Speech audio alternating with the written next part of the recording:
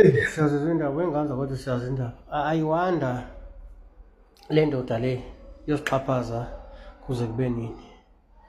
Ikhomishani kaZondo kwamoshwa 1.2 billion kodwa akaze kuboshwe umuntu namanje, uphinde wenza enye futhi ikhomishini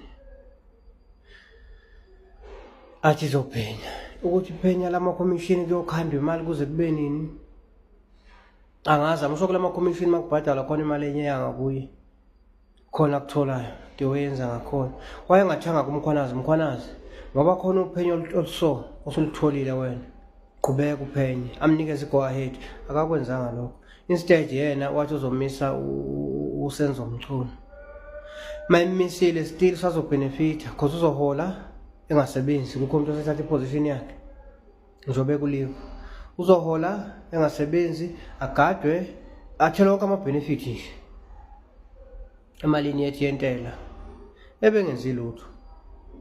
Wayengamxoshanga uma ukuthi uyamxosha, abeke omunye amxoshe. Khomishini yokwenzani ekaZondo njengoba kwaweste 1.2 billion kwaboshwa bani? Ubani okwaboshwa? Wayengathanga kumkhwanazi ngoba usuphenyile kwakhona okutholayo, qhubeka nophenyo. Yini ebenzima lapha athi umkhwanazi qhubeka nophenyo? Obani laba abavikelayo? Yenganza kwethu yasixhaphaza loya. Mawuthi anibona impela i-ANC yonixhaphaza ukuthi iyosixhaphaza, angiyibale nami ngoba nami ngomunye oxhaphazekile. Iyosixhaphaza kuze kube yiyo le nkathi.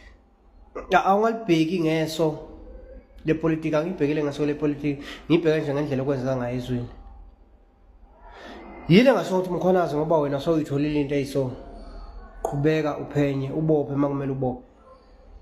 Commission yani kumele kuwesta another billions futhi again, amanye ama-millions okumele aweste kule commission futhi again. EkaZondo kwawestwa ama-billions 1.2 billion yamosheka kuZondo. Kwaboshwa bani? Ubani sekwaboshwa? Imoshwelani kanti imali engama ngazokuboshwa manje futhi egcinile? Awufuna kuphenye kutholakala iqiniso, mase kutholakala iqiniso bese kuyathuleka futhi kanjalo. Uyedwa umuntu waphanishwa le commission kaZondo, uJacob Zuma kuphela. The rest hayi bayazi ukuthi hayi noma ngaphenywa kuzophenywa kutholakala isirongo, ubani azoboshwa ngoba akasiboshwa. Siyaxhashazwa mawuthi anibona,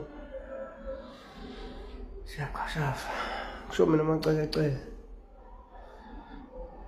Wengaza kwethu sithwele idombolo, sithwele kumanje niyalwa, siyalwa sinalo bokufika bangawathola ama-benefit amaklinikhi nasey'bhedlela ngoba thina sisuke sikhamisa sifike sekugcwele bona esibhedlela. Bathola usizo, basitshela ukuthi thina asenze izinto ngendlela e-right, asilandeleni umthetho. Silandela muphi umthetho? Imuphi umthetho bona bawulandelayo ngoba bezila ngokungekho emthethweni? Vese abanawo amaphepha ukuthi bebela, bezela ngokungekho emthethweni. Thina esilanga ngokusemthethweni kuthiwa silandela umthetho, bona hayi akunankinga umthetho wani, umthetho usebenza kithi hayi kubo. Niyoze nibona ukuthi akulungile wenganza wethu. Hey, shintshani ukuqalaza, shintshani ukuqalaza.